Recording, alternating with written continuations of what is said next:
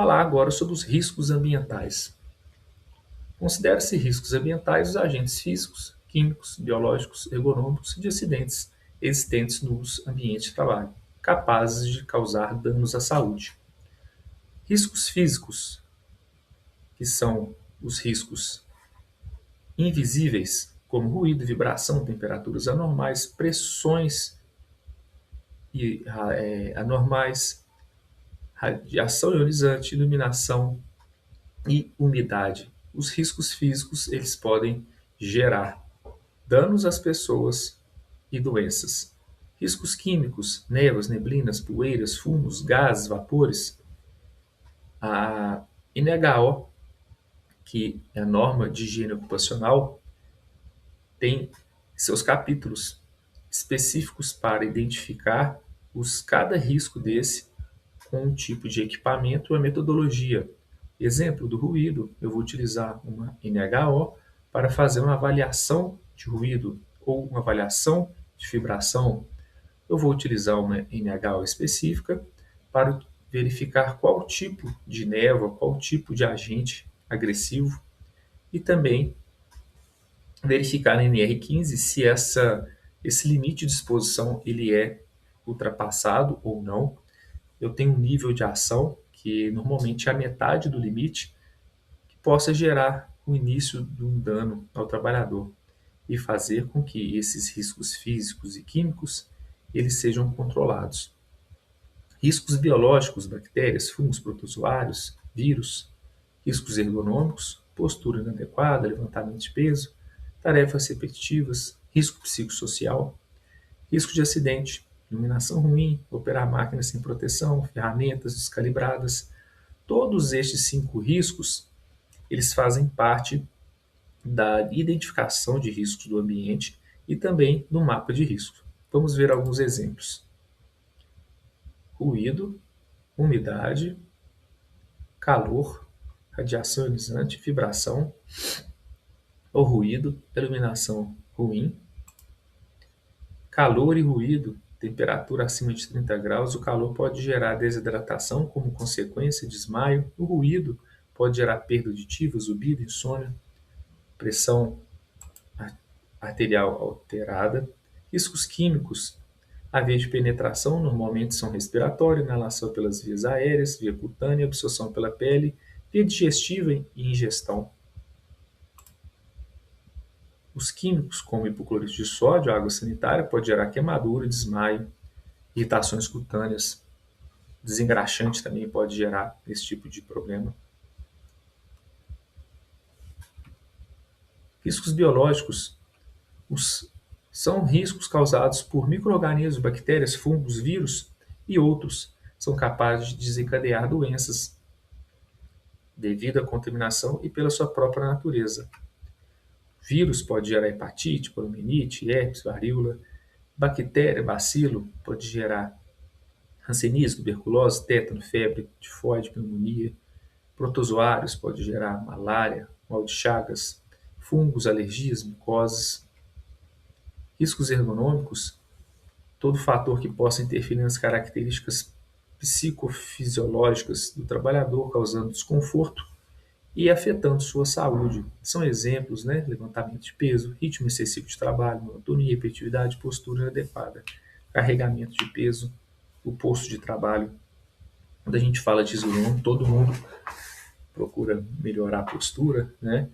Mas a gente precisa lembrar também das pausas, realizar as pausas programadas, realizar uma pausa no meio da manhã, a pausa para o almoço, a pausa no meio da tarde, realizar os alongamentos, promover formas de prevenção, não só da parte biomecânica, mas também psicológica dos funcionários. Aqui nós temos as consequências desses riscos ergonômicos: cansaço, dores musculares, fraqueza, problemas de coluna vertebral. Riscos de acidente, nós temos nesse ambiente aí alguns tipos negativos de trabalho com condições seguras. Alguém consegue identificar aí pelo menos uns 3?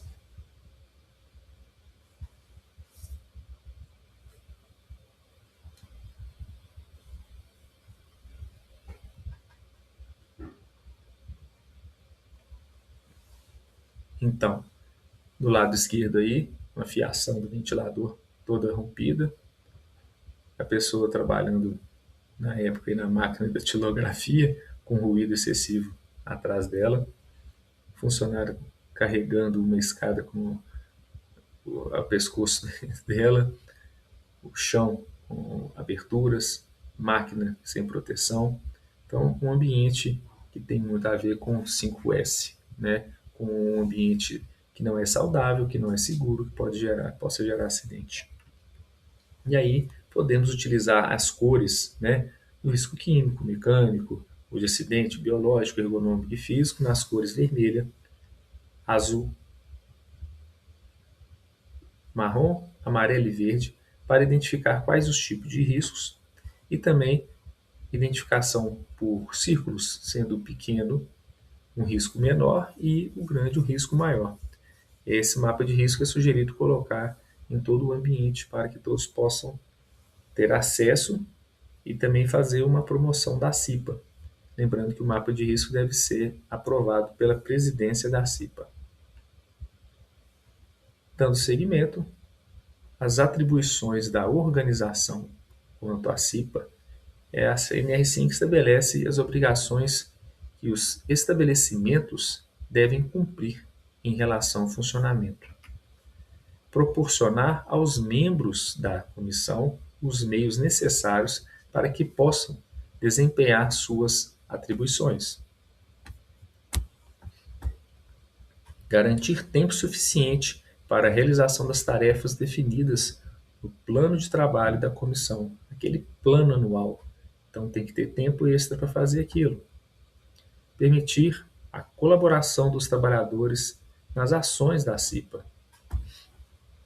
Fornecer à CIPA informações relacionadas ao cumprimento de suas atribuições, informações como dados de acidente, a situação das CATs, outros dados como PGR e todos que forem necessários para a execução do trabalho.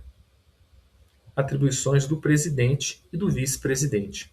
Lembrando que o presidente é indicado e o vice é votado. O presidente, que é um membro indicado, tem atribuições específicas estabelecidas em NR5. É dever do presidente convocar os membros para as reuniões, coordenar as reuniões e encaminhar as decisões da comissão ao SESMIT ou à administração. Então, o presidente é que vai chamar o pessoal para a reunião, vai levar para a diretoria todas as decisões.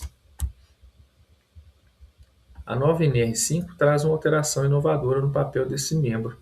Anteriormente, o único secretário era designado e cumpria um papel durante toda a gestão. Esse membro é responsável por redigir a ata de cada reunião e as correspondentes oficiais da comissão. A partir da nova versão, em cada reunião ordinária ou extraordinária, os membros da comissão podem definir o secretário. Então não tem mais um secretário específico, pode ser o secretário decidido na hora.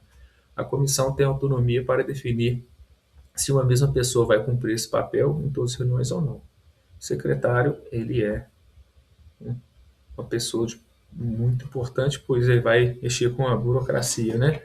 Com a documentação. Como formar a CIPA? A escolha dos representantes dos empregados que integram a CIPA deve ser feita por meio do processo eleitoral. Como o mandato é anual, todos os anos deve ser realizada uma nova eleição. Esse assunto é tratado em 2 artigos da NR5. A nova versão da NR5 trouxe uma mudança relacionada ao percentual de participação. Agora, quando o índice de participação for inferior a 50% do total de empregados, o período de votação deve ser prorrogado para o dia seguinte. Nesse segundo dia, é necessário atingir pelo menos 1/3 dos empregados, caso contrário, deve ser prorrogado por mais um dia. E se assim não atingir 1/3 dos empregados, a eleição é considerada válida com a participação de quem tiver sido obtida. No dimensionamento da CIPA. Uma das principais dúvidas relacionadas à CIPA é sobre como dimensionar a quantidade de membros que a comissão deve ter. A nova versão da NR5 simplificou esse processo. Ela traz um quadro que permite fazer o cruzamento de alguns dados básicos e obter esse dimensionamento. A seguir, é necessário descobrir o grau de risco da organização. Para isso, você vai precisar do CNPJ. Com o CNPJ em mãos, vamos acessar o site da Receita Federal e verificar qual o CNAE. Nós sabemos que a instituição possui o grau de risco 1 e nós temos 100 funcionários.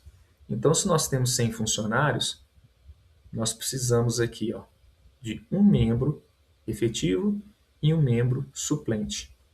Então, eu preciso de quantos membros na empresa? 4.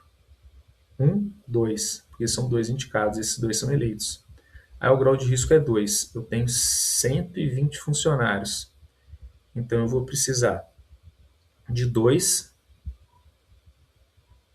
e 1. Então eu vou precisar indicar 3 membros e votar em 3 membros.